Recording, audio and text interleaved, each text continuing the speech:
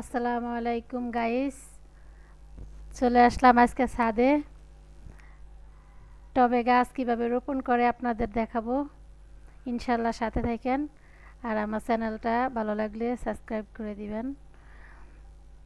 এখন টবের ভিতরে কণা ইটের কণা দিয়েছি, কিছু ইটের কণা দিয়েছি নিচে। পরে দিলাম সিলেকশন বালু। বালু দেওয়ার পরে বালি দিলে হয় কি, পানিটা খুব তাড়াতাড়ি টব থেকে পড়ে যায়। তারপরে দিয়ে দিলাম গোবর সার। এরপরে গাছটাকে বসিয়ে দেব। বসিয়ে দেওয়ার পরে আপনার যে মাটিটা তৈরি করে নিচ্ছি আগে, সেই মাটিটাকে চারিদিকে দিয়ে দিব।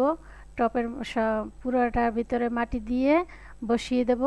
বসিয়ে দেওয়ার পরে কিছু পানি দিয়ে দিব।